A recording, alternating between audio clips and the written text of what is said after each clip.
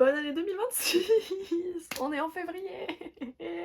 On est en février, je suis vraiment désolée, je suis pas revenue sur la plateforme YouTube pour plusieurs raisons, notamment parce que pendant les fêtes, je profitais avec ma famille, j'ai été en panne lecture, j'étais en manque de motivation après, je suis tombée malade, en bref pendant tout un mois, ça a été compliqué pour moi de tourner une vidéo et de faire une vidéo tout simplement. Donc là on croise les doigts pour que ça revienne, en tout cas je fais la démarche de filmer une vidéo. Donc on est sur les 12 livres que je veux lire en 2026. J'ai déjà tourné une première fois cette vidéo, sauf que mes envies ont changé, mine de rien entre temps, donc je me suis dit allez, on en fait une nouvelle, donc voilà, c'est une grosse pile et globalement tous les livres de cette pile me font envie, donc je me dis que c'est moins contraignant que la première pile que j'avais faite, parce que le but quand même c'est d'arriver à lire un maximum de livres qu'on s'est donné comme objectif. Donc vraiment c'est 12 livres qui me font très très envie. Alors vous allez voir qu'il y a des catégories où j'ai mis certains livres dedans, mais où au final tout rentre. Vous verrez, ce sera plus compréhensible après. J'espère que vous avez passé de bonnes fêtes, etc. Que l'année 2026 pour l'instant augure beaucoup de bonnes choses. Moi pour l'instant c'est pas le cas, mais entre la maladie, le stress, je suis perdue dans ma vie, enfin bref voilà, tout le tralalala. C'est vrai que pour l'instant 2026, je suis pas sûre que ce soit mon année. Mais bref, sur ce, on va tout de suite commencer. Donc en premier lieu, vous le savez si vous le savez, mais je suis en train de lire Zodiac Academy. Donc j'ai commencé Zodiac en novembre je crois, ou en décembre, je suis au tome 5. Et, euh, et comme objectif, j'ai pas le tome 9 avec moi, mais j'ai le tome 8. Et mon objectif de cette année 2026, c'est de terminer la saga de Zodiac. Donc il y a 9 tomes et il y a des novellas sur certains personnages, etc. qui sont plus ou moins longues. Et j'aimerais bien, voilà, lire toute la saga, comptant aussi les novellas. Euh, donc il y a 3-4 novellas. Donc on est sur une douzaine de livres en fait à lire. Donc j'en suis déjà au tome 5 et avec ma copine avec qui je fais cette LC, on essaie de faire un Zodiac par mois. Bon là on est quand même assez à fond dans Zodiac, donc c'est vrai qu'on a tendance à les enchaîner. Mais par la suite si on a un moment où ça s'essouffle, on aimerait bien quand même se dire un Zodiac par mois. Donc j'ai mis le tome 8 parce que j'ai pas acheté le tome 9 mais j'ai jusqu'au tome 8. Et donc mon objectif ce serait de terminer tout simplement cette saga. Voilà, j'ai vraiment hâte de la finir. D'un autre côté j'ai pas envie d'oublier, enfin j'ai pas envie d'arrêter, comment dire, j'ai pas envie d'arrêter de suivre les personnages et les quitter, mais d'un autre côté c'est vraiment une saga à rallonge et ça va tellement être positif je pense quand je vais terminer cette saga, parce que je termine rarement des sagas et juste savoir que j'ai terminé une grosse saga comme ça va faire du bien. Donc voilà.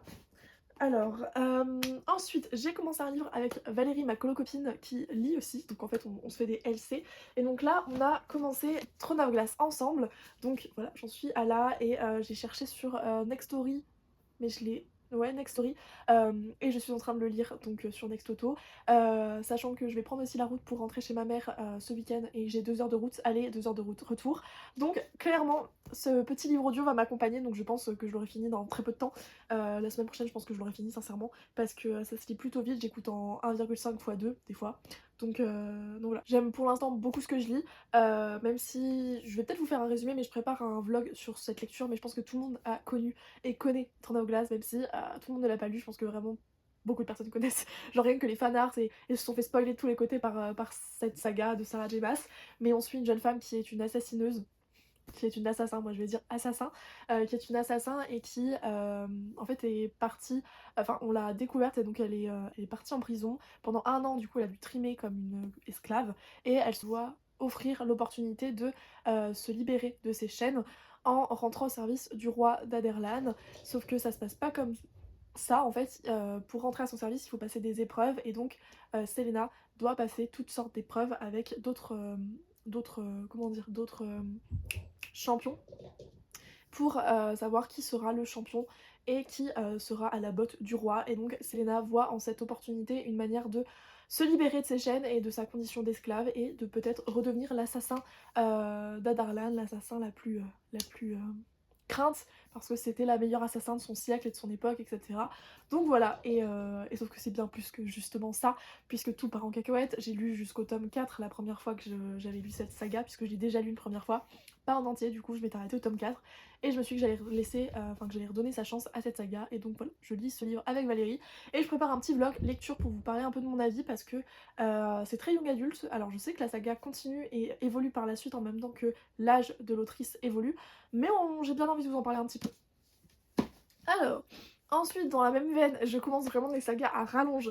J'ai prévu alors de revendre mes éditions françaises pour m'acheter les VO, mais du coup de lire Le sang et la cendre ou From an Ash en anglais de Jennifer Armentrout. J'ai déjà lu en fait les premiers tomes, j'ai lu jusqu'au tome 3 et en fait après le traducteur ou la traductrice, je ne sais plus exactement, mais je crois que c'était un traducteur, changeait du tome 2 au tome 3 et à partir du tome 3 je n'ai pas du tout retrouvé ce que j'avais apprécié dans le tome 2 et dans le tome 1. Donc j'avais clairement mis de côté cette lecture et j'aimerais bien reprendre totalement depuis le départ et redonner sa chance en achetant du coup les livres en VO. Donc je compte voilà revendre mes éditions reliées qui sont en très bon état. Voilà. Voilà. Donc je sais pas exactement s'ils sont encore disponibles à l'achat ou pas. Mais en tous les cas, s'il y en a que ça intéresse, je vais pas les mettre cher. Sincèrement, je vais pas... Vraiment, mon but c'est juste de les vendre parce que ça prend la poussière dans ma bibliothèque et que je pense pas les relire. J'ai jusqu'au tome 3 du coup. Et donc pour cette histoire je sais plus exactement de quoi on parle et je vais pas relire le résumé parce que je veux vraiment retourner dans cet univers sans plus trop savoir qu'est-ce qui se passe. Mais mes chats sont fous. Mes chats sont fous. Je sais pas si vous avez entendu le bruit, mais ils sont dans le salon. Je les ai enfermés parce que... Enfin je les ai enfermés. J'ai fermé ma porte de chambre parce que justement ils étaient en train de faire la vuvuzela. Et je sais pas pourquoi à chaque fois que je prends la caméra, ils ont besoin de montrer qu'ils sont là. Je ne sais pas pourquoi. Bref, du coup j'ai pas relu le résumé et voilà, j'ai quelques bribes d'infos qui me reviennent, etc. Comme Poppy qui est censée être la pucelle et qui n'est pas censée voir, en fait, enfin être vue, voir les autres. Non, être vue plutôt, parce qu'elle peut voir, sinon ce serait problématique pour se déplacer. Bref, du coup, voilà, j'ai hâte de relire cette saga qui est pareil, une saga à rallonge. Et donc, le quatrième livre que je vais lire pour cette année 2026, ce serait soit de terminer Throne of Glass, soit de terminer Forbidden Ash. Donc voilà, mon objectif ce serait de terminer 2 grosses sagas en année 2026. Donc soit je termine Throne of Glass du coup avec je crois le tome 9, je sais plus, ou soit Forbidden Ash et à voir si je compte les tomes compagnons comme faisant partie de la saga en général. Mais j'aimerais bien terminer l'une de ces 2 grosses sagas pour vraiment avoir terminé 2 sagas en 2026 parce qu'entre Zodiac et ces 2 sagas que je commence, je suis pas sortie. Je suis vraiment pas sortie, donc si je pouvais avancer un peu, ce serait vraiment cool. Ensuite, on a bien évidemment Meta Singer, parce que forcément qu'il allait faire partie de ces livres que je voulais lire, qui est l'un des livres, enfin qui est le livre dont j'ai le plus d'attentes en 2026, voire peut-être que j'ai le plus d'attentes au monde, parce que c'est un univers, une romantasy pirate, qui est sorti d'ailleurs en français chez De Saxus, donc vous pouvez retrouver. Je n'ai plus le résumé en tête, vraiment, je vais vous dire que j'ai très peu de résumé en tête, mais je sais qu'on nous a vendu ce livre comme étant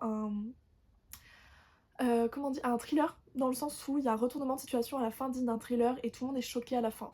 Donc on sera beaucoup moins choqué vu qu'on le sait maintenant qu'il y a un truc, mais j'ai très envie de lire ce livre en fait, tout simplement.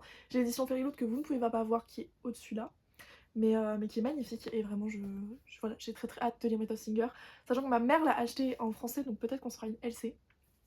Peut-être, mais bon, vu son rythme de lecture à ma mère, en un jour elle l'a fini, donc moi je serais vraiment à la ramasse.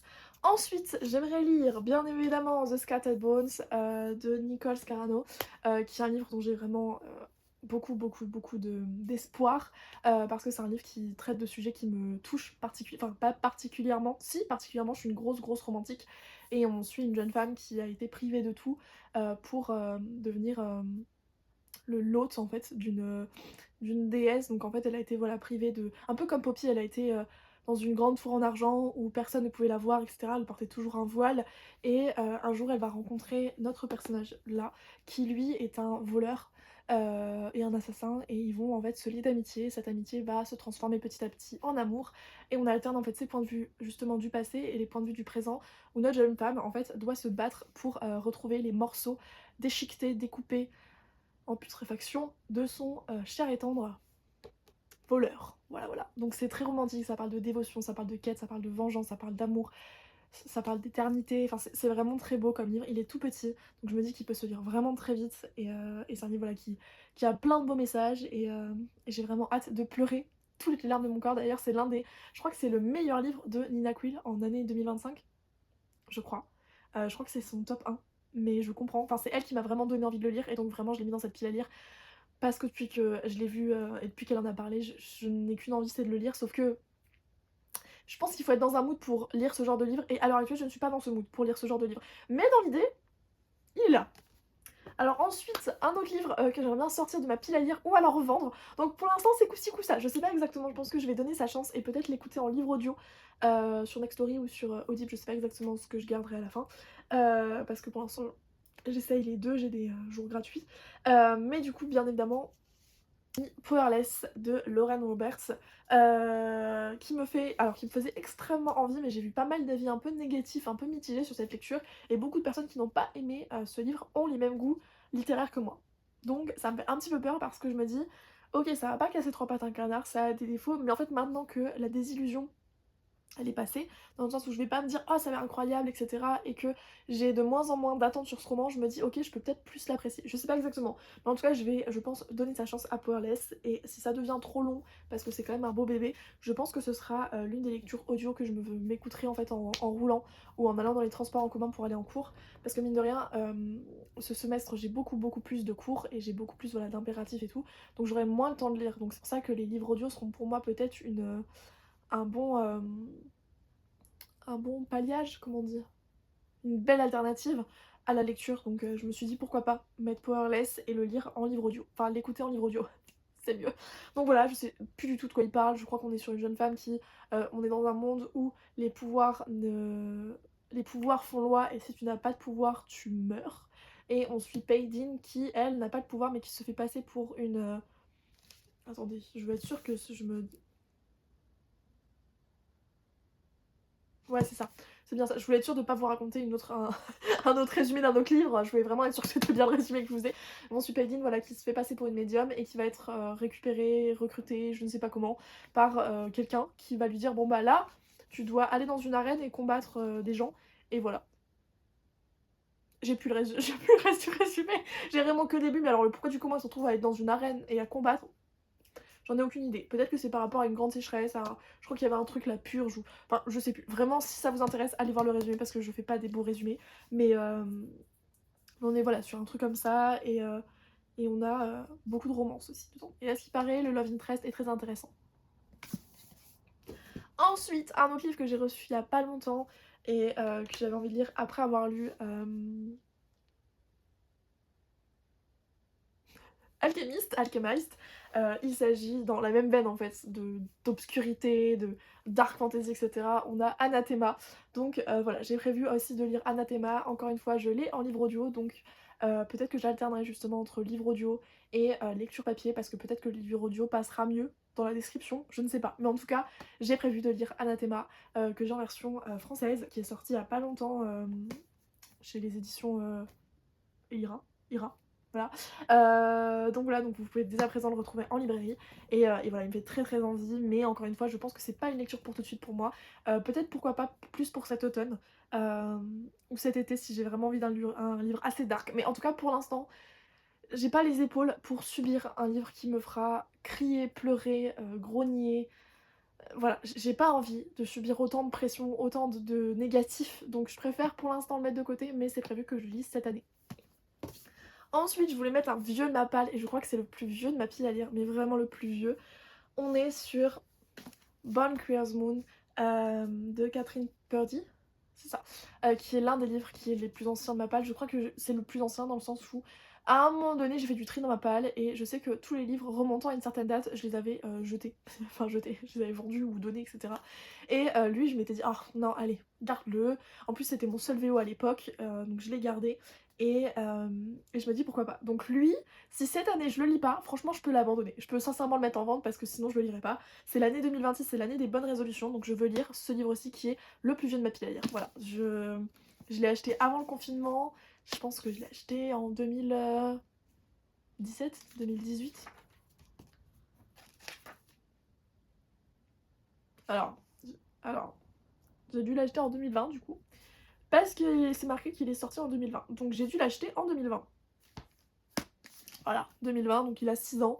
Et je pense que c'est le plus vieux de ma palle. Voilà, sinon en général, je vends avant. Donc voilà, j'ai pas des gros vieux de ma palle, mais pour moi, lui, c'est vraiment un vieux de ma palle parce qu'il a suivi tous mes déménagements. Donc voilà. Ensuite, un autre livre qui commence à dater, puisque ça doit faire 2 ans que je l'ai, mais que j'ai très envie de lire quand même.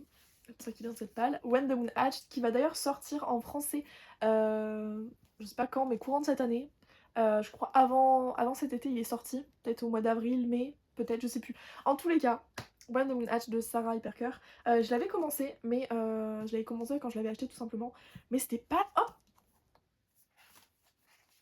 je récupère ça. Mais c'était pas le bon moment pour moi de lire cette histoire dans le sens où c'est très sombre, très dense, ça met du temps à se mettre en place. Et en fait, je pense que pareil, il faut être dans un mood pour lire ce genre de livre. Et à l'heure actuelle, j'étais pas dans le mood. Donc, et à l'heure actuelle, je ne le suis toujours pas. Donc voilà, pour l'instant, il est mis de côté. Peut-être que quand il sortira en français, l'engouement fera que j'aurai bien envie de m'y remettre. Mais sinon, je pense que je le lirai cet été, plus pour l'été, pour le challenge été glacé de Nina Quill. Quitte à ne lire qu'un livre pour son challenge, parce que c'est un gros pépère et que j'ai très peu de temps. Mais du coup, voilà, j'aimerais beaucoup lire ce livre cette année. Ensuite, c'est cette catégorie qui va un petit peu filouter. J'aimerais bien lire, en fait, mon objectif c'était de lire. C'était de lire un livre de la Illumicrate et un livre de Fairyloot, dans le sens où je suis abonnée à la Illumicrate et à la Fairyloot et je lis très peu de livres de ces box et je me suis dit que c'était l'occasion pour moi d'en sortir de ma palle. Donc j'ai mis 2 Illumicrate et une de Fairyloot, celle de Fairyloot c'est vraiment celle que j'ai envie de l'Illumicrate. Les deux me font très très envie donc j'ai mis les deux et globalement j'ai plus souvent envie de lire des Fairyloot que des Illumicrate par rapport au résumé et à ce que je lis en général. Mais voilà, je suis pas à l'abri d'en lire 3-4 des Illumicrate et 3-4 des Fairyloot, mais je m'étais dit que au moins si je pouvais pallier et genre en mettre un chaque, ce serait vraiment cool. Donc en Illumicrate, j'en ai 2. J'ai un livre que j'ai acheté et que je n'avais pas voulu commander, c'était The Irresistible Urge to Fall for Your Enemy, qu'une copine sur Insta m'a recommandé et je crois qu'elle l'a lu. Il est sorti en français. Je crois qu'il est sorti en français. Et s'il est sorti en français, il faudrait que je vois s'il n'est pas possible de le lire en audio en français sur la route, peut-être. Bref, en tous les cas, il y a ce livre-ci qui est sorti en français et du coup qui est sorti en VO bien évidemment. J'ai la version Illumicrate comme vous avez pu le constater et mon objectif ce serait de le lire cette année. C'est une revisite, enfin c'est une réécriture de... Plus c'est une fanfiction de Dramion. Voilà, plus qu'une réécriture de Harry Potter, c'est une fanfic de Dramion. Et donc je me suis dit pourquoi pas, dans la même période j'avais lu Was in Chains et Alchemized et je m'étais dit oh ce serait trop bien que j'ai un autre livre comme ça, fanfic de Dramion. Donc je l'ai acheté, j'ai une autre fanfic aussi de Dramion qui s'appelle Seven Deadly Forms, qui est soi-disant une revisite de Blanche-Neige, mais moi je le vois plus comme une fanfic de Dramion. Les caractères, les personnages ressemblent beaucoup plus à Dramion qu'à Blanche-Neige et son petit copain. Bref, j'en ai marre de parler. Bref, du coup voilà, c'est un livre, je ne sais plus du tout de quoi il parle, mais je m'étais dit pourquoi pas pour la Saint-Valentin, pour le mois de février. Donc il faudrait que je le lise dans pas longtemps parce que voilà, pour moi c'est très romantique, c'est rase et je me dis pourquoi pas au mois de février, enfin à part ce mois-ci, à quel autre moment je pourrais lire alors que la couverture vraiment il y a des cœurs partout. Vraiment, il y a des cœurs même derrière la couverture. Vous voyez pas beaucoup avec le calque, mais du coup je pense que ce livre-ci sera lu au mois de février. Voilà, clairement, je pense que ce sera ma petite lecture du mois de février. Parce qu'en plus il est pas trop grand, donc ça me fera souffler entre des pavasses parce que je veux commencer Flamme H et continuer Zodiac au mois de février. C'est des grosses pavasses alors que lui fait même pas 400 pages, donc ça me fera du bien. Sinon, comme autre Illumicrate que je voulais lire et que du coup je lirai peut-être, on a The Floating World de Axio et je déteste puisque c'est de la peau de pêche. Voilà, voilà. Et ce livre est juste splendide à mon avis. Je ne sais pas du tout de quoi il parle et je crois qu'il est sorti en français. Mais je crois pas qu'il ait vraiment fait de bruit quand il est sorti en français. Alors, attendez, la couverture française n'est pas la même que cette couverture là, mais vous pouvez le retrouver en VO avec cette couverture, normalement.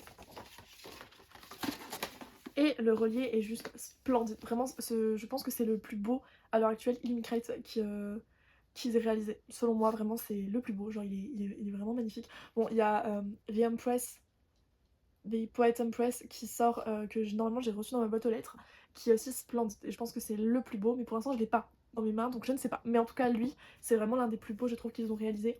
Et je m'étais dit pourquoi pas pour le printemps, à partir du mois de mai, vous voyez. Avril-mai, oh ouais, avril-mai pour Pâques. Oh, et les couvertures, enfin les M-Papers sont vraiment juste très doux, très beaux, très magnifiques. Je sais pas du tout de quoi parle ce livre par contre. Parce que je crois que la couverture française fait beaucoup plus épique que cette couverture qui est pour moi très douce. Mais bon, je verrai bien. Mais en tout cas, voilà, je me voyais pas lire ce livre à un autre moment qu'au printemps, vu les couvertures. Ça me fait vraiment penser à l'univers de Miyazaki. Je pense que c'est aussi pour ça que j'ai très très envie de le lire. Ensuite, on termine avec le Fairyloot qui me fait le plus envie dans ma pile à lire, sans compter du coup Meta Singer, parce que vraiment pour moi c'est... J'ai vraiment envie, mais genre j'ai vraiment envie de lire de la dystopie et To Cage a Whitebird et de la dystopie. Donc j'ai vraiment vraiment très très envie de le lire. Je vais pas le toucher trop longtemps parce que pareil c'est de la peau de pêche. Je vous l'avais déjà présenté et, dans un book haul et ça fait quelques temps qu'il est dans ma pile à lire, ça fait 2-3 mois qu'il est dedans, donc c'est un tout nouveau, mais il est tellement beau. la couverture alternative. Voilà. Et le relié. Il est magnifique! Il est magnifique, il est magnifique. J'ai reçu la Very Loot du mois de janvier, qui est trop belle. Et notamment en fait, enfin trop belle. Elle est jolie. Mais c'est surtout sous la jaquette en fait, où vraiment, je l'avais déjà dit, mais Very Loot, ils nous ont donné un questionnaire à remplir où il fallait qu'on demande en fait, enfin ils nous posaient des questions sur ce qu'on préférait retrouver dans les box, et c'est vrai que la plupart ont dit que justement ils préféraient avoir des fanarts, des personnages sur les couvertures, et je faisais partie de ces personnes là, et je suis tellement heureuse parce qu'ils nous ont vraiment écouté, ce qui fait qu'à chaque fois maintenant on a soit un personnage sur la couverture, sur la jaquette, soit un personnage sur le relié, et donc je suis trop contente.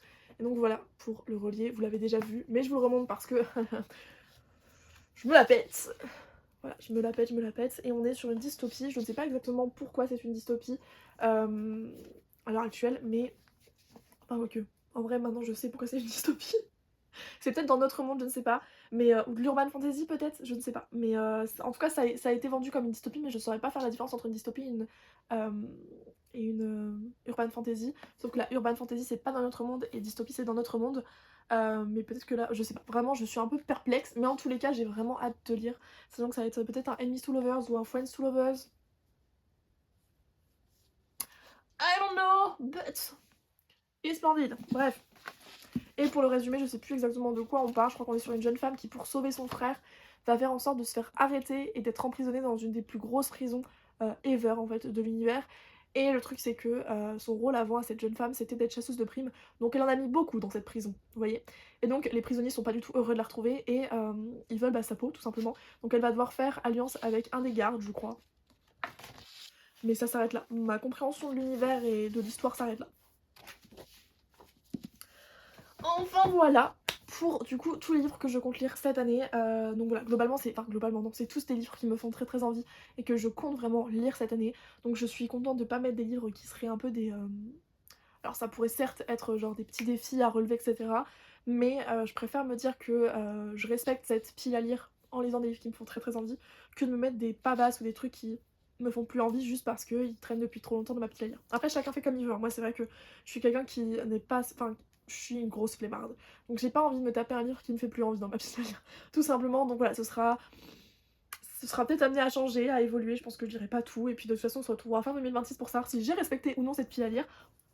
Moi je ne sais pas, mais globalement j'ai vraiment envie de tout lire, donc c'est un peu l'envie de chacun, hein. C'est qu'à chaque fois on a envie de tout lire et au final c'est pas ce qu'on fait. Bref, sur ce, écoutez, je vous dis à très vite pour de prochaines vidéos, j'espère que cette vidéo vous aura plu, je vous fais plein de bisous, bye bye.